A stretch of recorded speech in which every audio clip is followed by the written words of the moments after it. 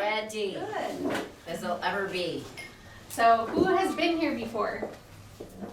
Okay, so just so you know, this is a distillery owned by Tyler.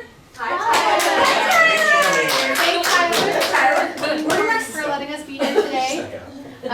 He has distillery tours too, in case anybody wants to do that, some other time. Just so you know, there's like bathrooms back here, and Borko will make your beautiful drinks. Mm-hmm. Yay! So just a little bit about me. My name is Stacy Matson, and I wrote this book, Bucket List Living, Living Your Purpose. And that's why you're all here today, obviously. I also own Bucket List Unlimited, which is a travel event planning business, and I'm also recently learning how to build funnels. So if you need a funnel for your business, I can do that too.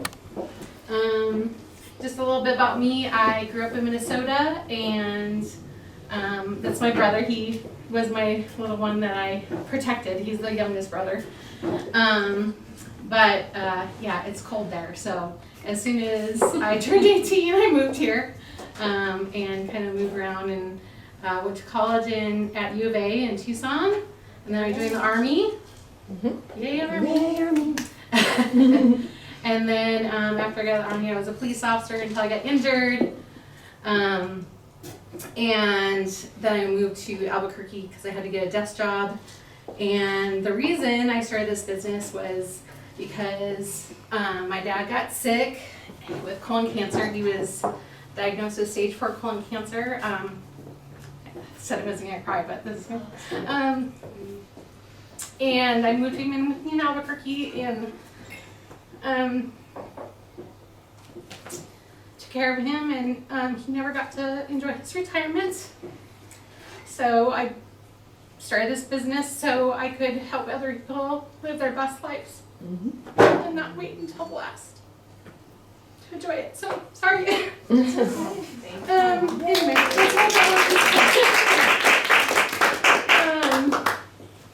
so I'm going to read a little bit of my book.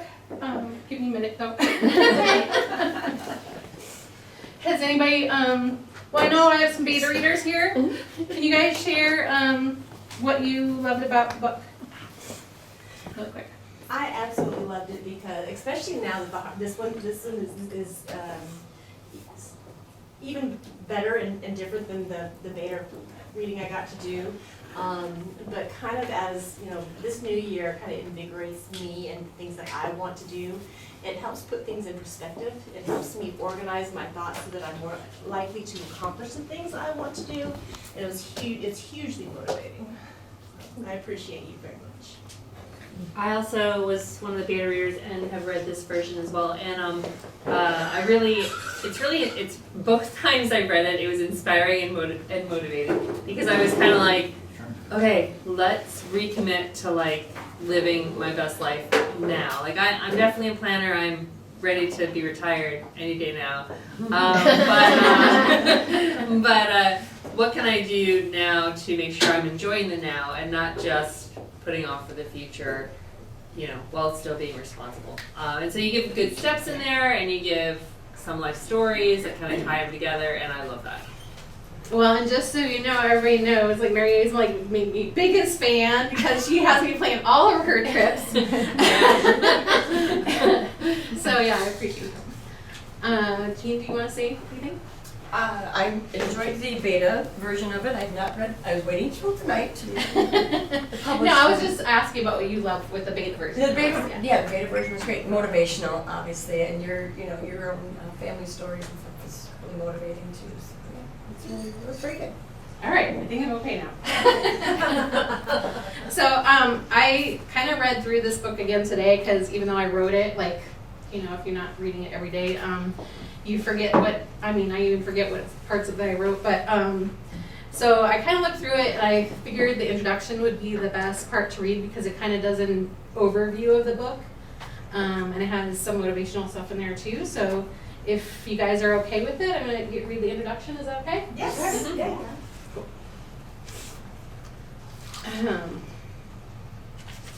Yeah. So, life is a journey to discover ourselves. Unknown. The power and purpose of a bucket list. The term bucket list refers to a list of things someone wants to do before they die. The expression became popular after the release of the 2007 film The Bucket List, starring Jack Nicholson and Morgan Freeman. Anybody see that movie? Yeah.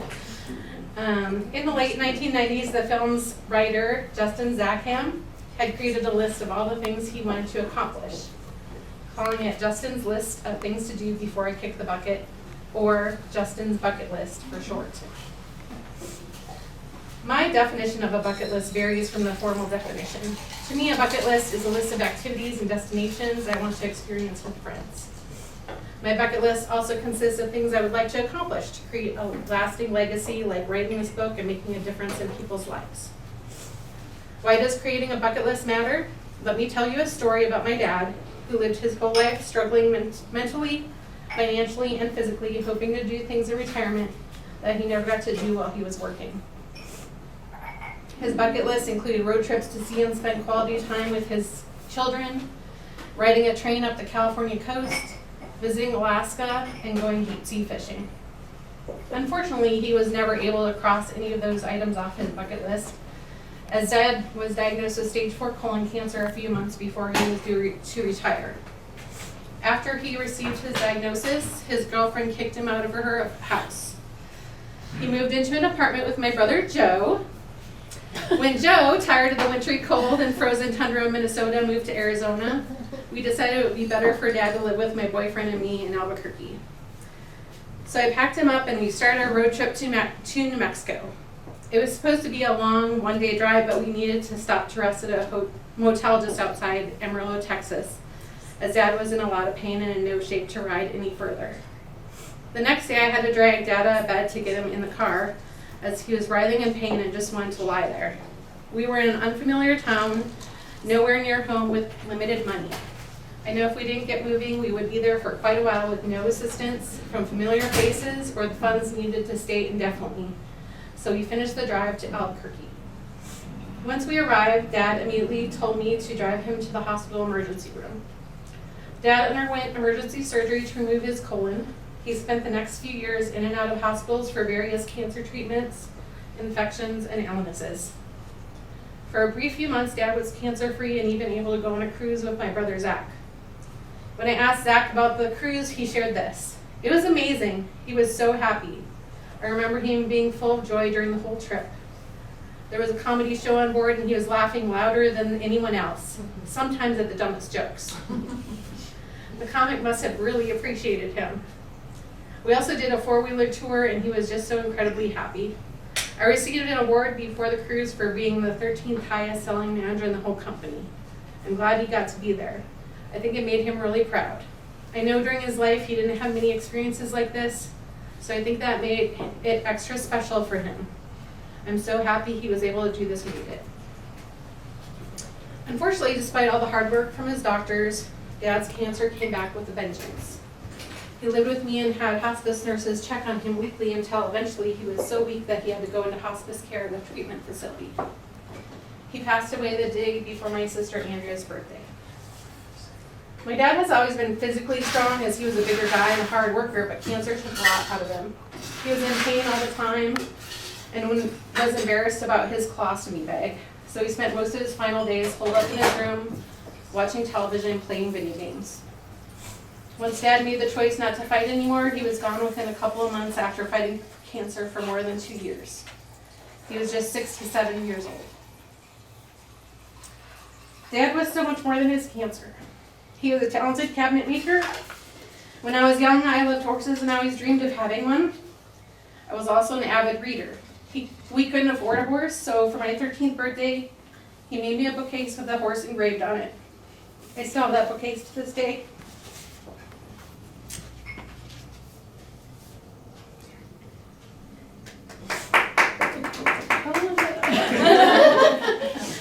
Dad loved road trips. We used to take a road trip every year as kids. We didn't have a lot of money, being from such a big family, so we didn't usually go far. Growing up in Minnesota, we would drive to places like Wisconsin Dells and Mount Rushmore.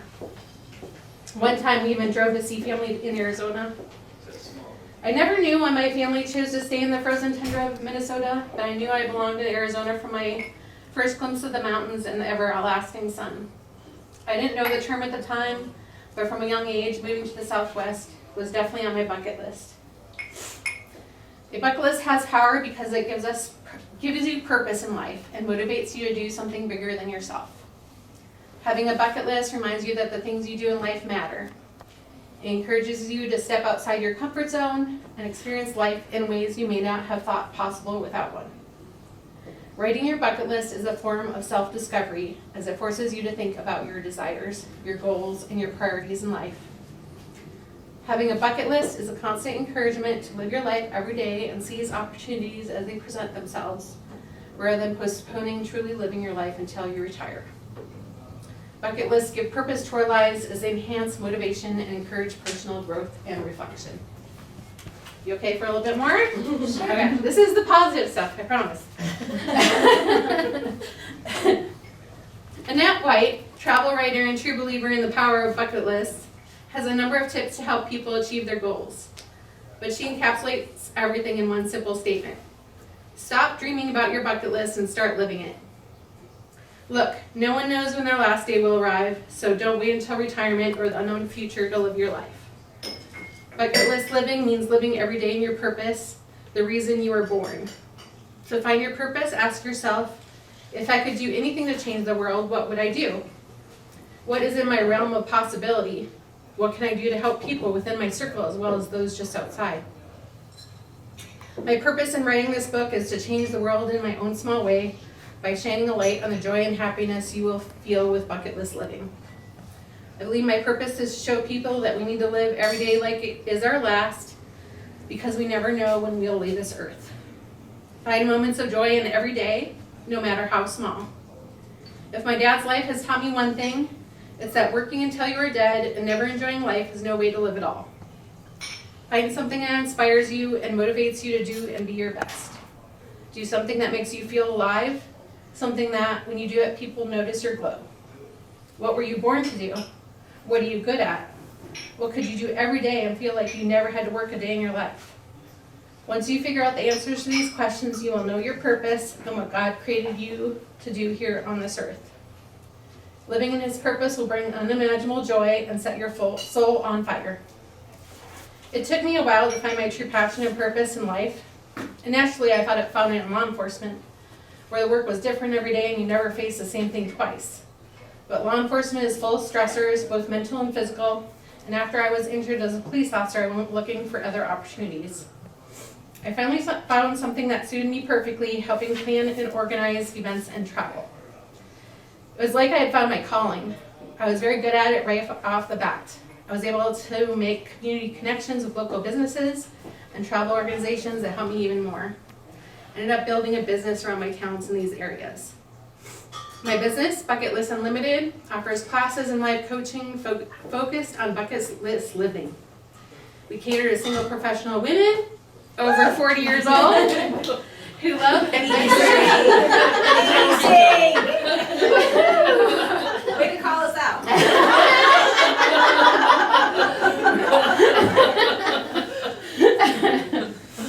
Who love adventure and are willing and able to go out there and live their life every single day. Yes. Here, here. I also book travel for clients and create custom travel itineraries for those who want a more customized experience on their adventures. For those people who prefer something more local, I plan customized events in their area. I am extremely passionate about what I do, and I strive to make it as easy as possible for my clients to have an amazing time with no worries or planning involved on their part. With my tribe of amazing friends, I plan events and travel frequently to help people get out of the rut of everyday living and enjoy life on a higher level. This way of living leads to a joyous life with lots of laughter and deeper communication. One of my clients is one of my biggest fans, and she uses my services on a regular basis. I planned a custom travel itinerary for her brother and her to travel to New Zealand for her 50th birthday. The number one thing on her bucket list to do while in New Zealand was bungee jump over a river.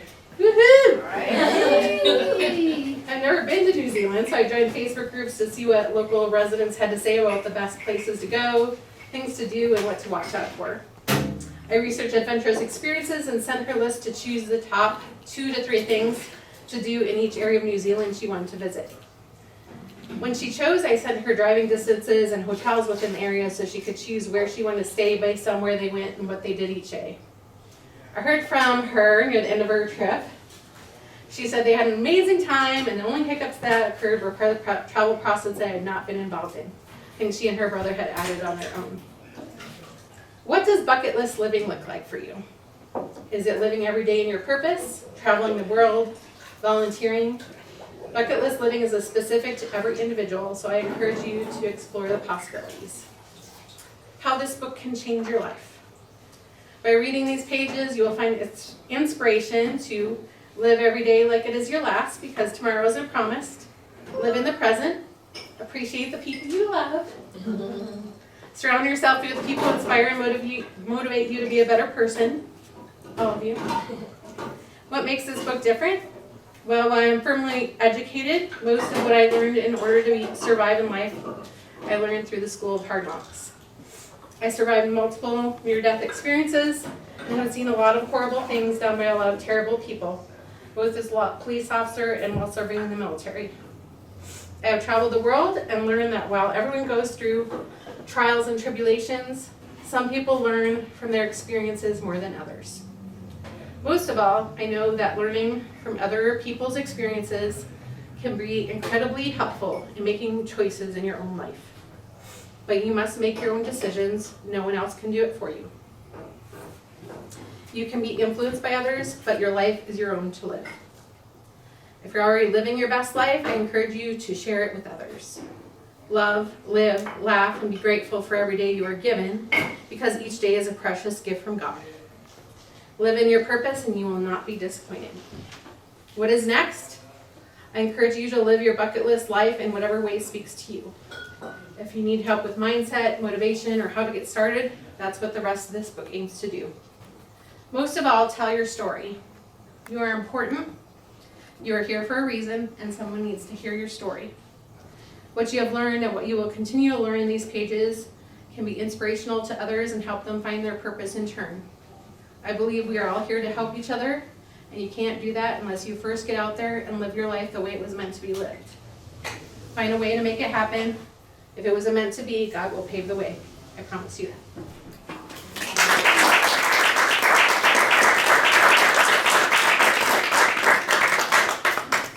So also in this book there's like a bucket list checklist that you can use. It's not a complete one, obviously, you can Excel spreadsheet and all that, but it'll give you some guidance. And I also have a list of one thing to do in each country in the world. It's on the bucket list. And I also have all the information in the book for my business. If anybody is interested in doing anything else with bucket list living or bucket list unlimited, or your business, or if you want to write a book, that too. So just a little bit of my journey on writing this book. It took me about a month to write the original version. After I did about one round of editing, I sent it to my beta readers. And then it took me another 3 or 4 months of editing to make it where I considered it okay. And then I sent it to my editors. And it took a couple more months to get it to where it needed to be. And then it took maybe not quite a month to publish. And I went with selfpublishing.com. They're a great company. They're amazing because they have coaches. They'll walk you through every step of the process. And they even upload it to Amazon for you and make sure it's in every form, like ebook, ebook, hardcover, and paperback. If you want to do Audible, you have to do something else, like because you have to pay for a studio and all that. But also, Wandering Words Media is great for editing. They did a great job with my book. And yeah, it took me 8 months from the time I started till it got published. So I think that's pretty good. After 20 years of not writing it, so so I think that's all I have right now. Any questions?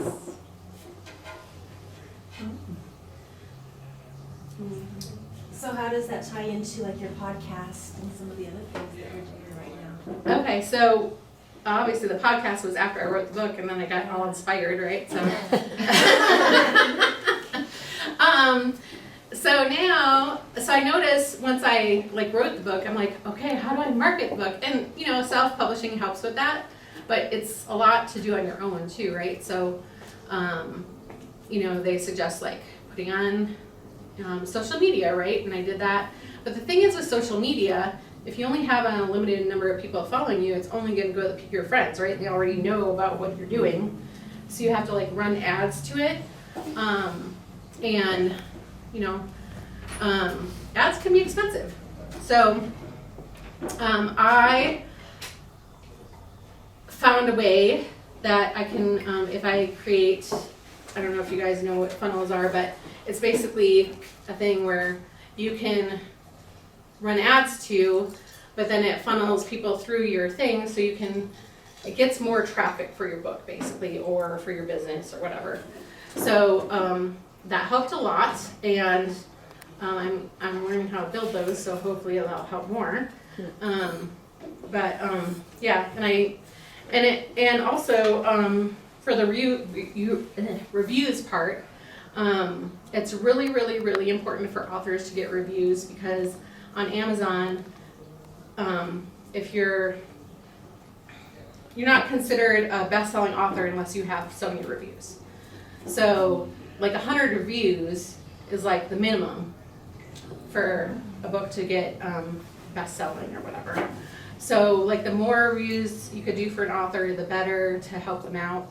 I mean, and we're only allowed to ask for honest reviews. So like Amazon will flag anybody who like tries to pay for reviews or gives freebies for reviews or anything like that. We can ask for honest reviews, but that's about it. So yeah, it's just to get your, like I'm doing funnels so I could get my name out there to more people, because a lot of people don't know about my business yet, because right, so there's only so many people that can see your page, and because of Facebook's algorithm and all that stuff. And you know, Facebook owns Instagram too, so that's limited too.